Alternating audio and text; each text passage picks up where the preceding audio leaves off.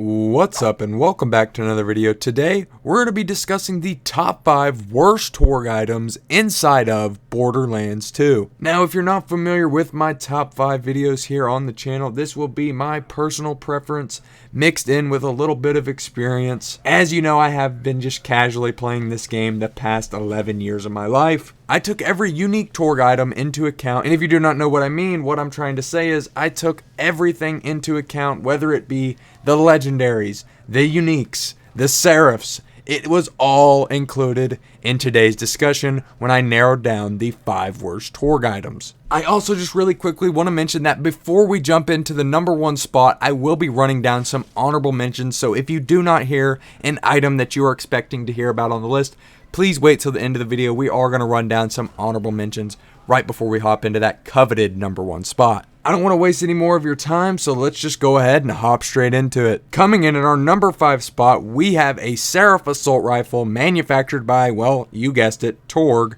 And I don't think it needs to be explained that these items are manufactured by Torgue. Figuring that you clicked on this video, I'm just going to assume that you already understand that. It is the Seeker. So, this weapon can be obtained by buying it from Seraph vendors inside of Flamerock Refuge, making it a pretty easy farm. All you really got to do is walk over to the window, and if you have the Seraph crystals, you can go ahead and purchase this thing. But after purchasing this thing, all of your positives will quickly go right out the window. Because, oh wow, this thing is bad. Not only does it consume 2 ammo per shot, but its homing gyro jets don't do dick for damage either. Toss in the fact that you can't get this thing without Tiny Tina's assault on Dragon Keep.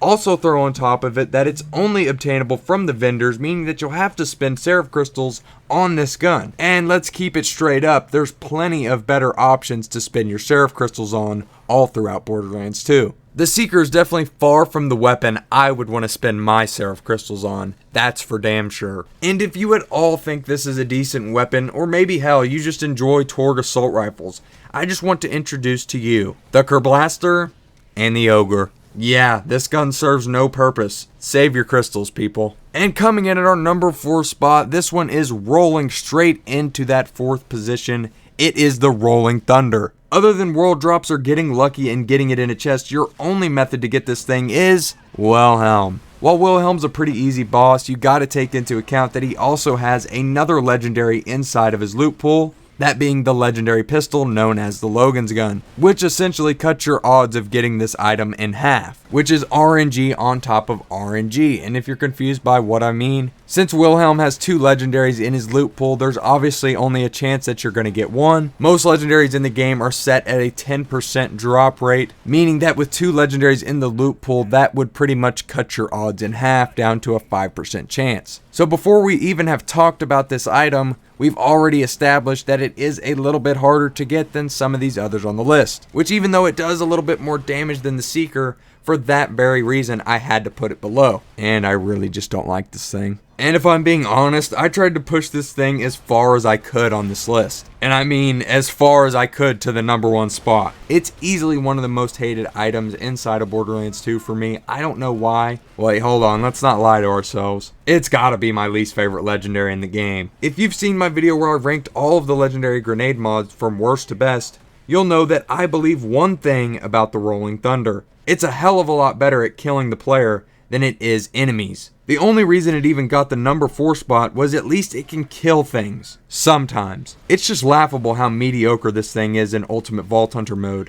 And it just comes down to no matter what prefix you get on it, it is locked with a rubberized prefix. You heard it right. No matter what prefix you get, this thing is going to bounce around like it's on drugs and then blow your ass up. Should also mention that it spawns child grenades and the amount varies depending on what parts you get. But kinda like the Seeker, there are just much better options in this category. Cough cough, the bonus package. It really doesn't matter, you can run for the hills after you throw one of these down, and it still might come back to hit your ass in the back of the head. Coming in at our number 3 spot, we have another assault rifle on this list, that's right. I know you all saw this one coming, it is the Evil Smasher. So, this is an interesting one. Being obtained as a quest reward for completing the side mission known as the Chosen One, you'll get this nice hunk of shit. This once broken weapon, with the help of an insane glitch back in the day, it used to be one of the go-to weapons for speedrunning. Now, after the nerfs, it lands itself here in the middle of our worst Torgue items list. Not only does it have weaker stats in comparison to a normal blue Torgue assault rifle that is non-unique, but it also has half the magazine as a normal blue as well, with it also not being able to get critical hits, and its gimmick being that sometimes, and I need to preference this, sometimes the Evil Smasher will power up after a reload, and there is an audio cue that's in the game that will let you know. But if you do hear that audio cue, it will then do increased damage after activation, which gives it a nice ×8 to its stats. And I mean all stats, whether it be reload speed, your magazine size, your damage, etc. What holds this thing down though is not only is the ability super lackluster and unreliable, but the damage is just trash. But the ability of this weapon is so unreliable that no one has ever even cared to look at this gun again since the patch. And yeah, I can see why. This thing completely blows dick cheese. It doesn't do any damage, and even when the ability does proc, it's still shitty. I hate to be so negative about things inside my favorite game, but we have to be a realist at some point. Even my favorite game isn't perfect, as in this world, nothing is. And I don't like to just be completely negative in all my videos. That's why I'm trying to find something redeemable about all these items. But no matter how hard I look, I keep coming up empty. If there was anything good about the Evil Smasher, it's not in the current version of Borderlands 2. That's for damn sure. Coming in at our number 2 spot, this time we've got a shotgun jumping on the list. It is the Landscaper, a quest reward obtained after siding with the Hodunks at the end of the Clan Wars quest line. If you didn't know, at the end of the final quest in that little series of quests that you have to do, you will have to choose between the Hodunks and the Zappers. Which gang will you side with? Whoever you side with, you will then have to take out the opposing clan. If you choose to kill the Hodunks, you will not have a chance at this item, which, even though the other quest reward isn't much better, it's hard to get much worse than the Landscaper. The projectiles are spread into a square pattern, which makes this thing damn near impossible to use. Unlike the Blockhead, for example, which at least has the advantage of being good, you have to be down your enemy's throat to even have a chance of doing some damage. Other than the weird spread of bullets, the only unique thing about it is that the grenades explode on impact and then explode an additional time as well. And while sure, that sounds good in concept, the execution of said gimmick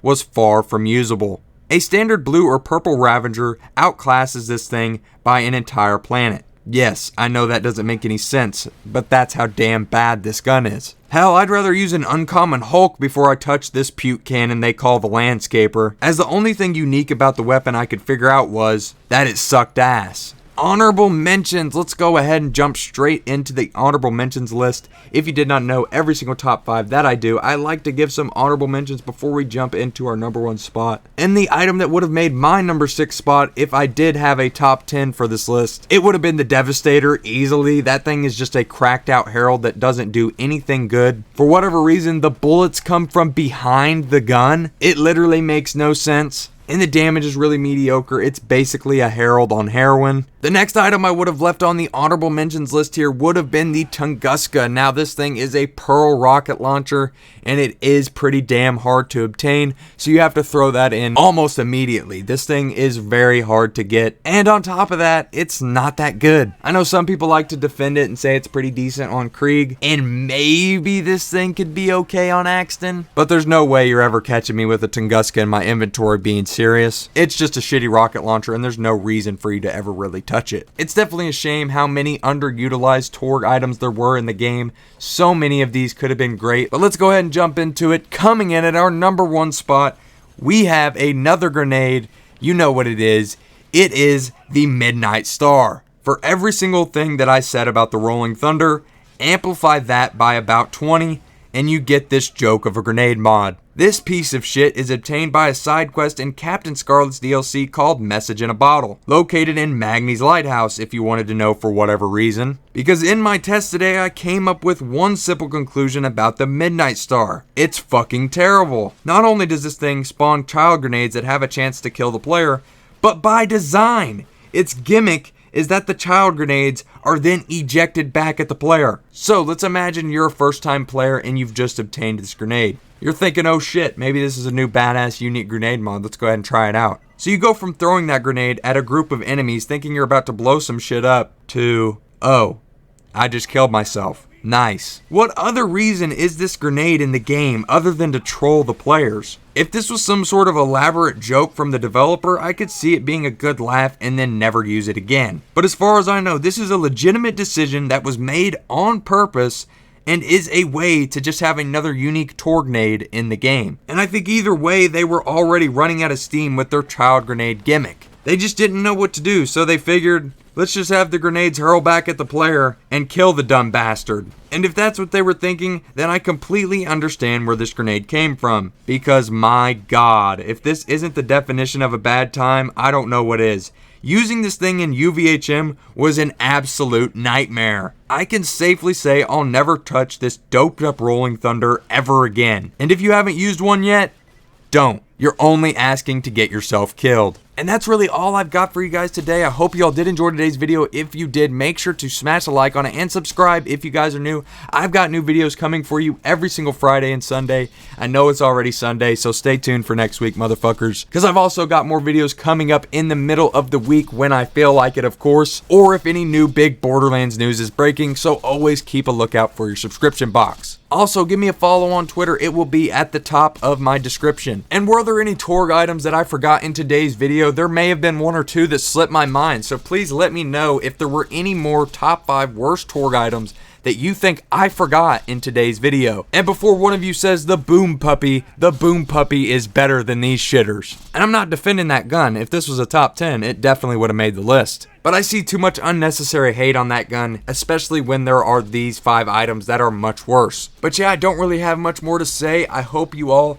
are gonna have a good rest of your day. And no, I didn't mean to rhyme there. That's just kind of what happened. Fuck, call me Hellfire the rapper if you want. I don't give a damn. Either way, I'm gonna be here cutting up some commentaries and doing the damn thing, having some good Borderlands fun as always. But yeah, even if you can't come up with any Torgue items that you think I forgot, please let me know what your thoughts were on this video. Do you have any horror stories with any of these items? Does anyone remember their first time using the Midnight Star or the Landscaper? And sure, they can be passable sometimes in the early game, but we're talking about UVHM, where a majority of your playtime is going to be held. And just overall, that's the best place to test items in the game. Either way, the Midnight Star is a piece of shit, and I'm glad I'll never have to touch it again. Now that we got that out of the way, I just want to say I love you all to death. Please stay safe out there. And with that, I will see you all in the next one.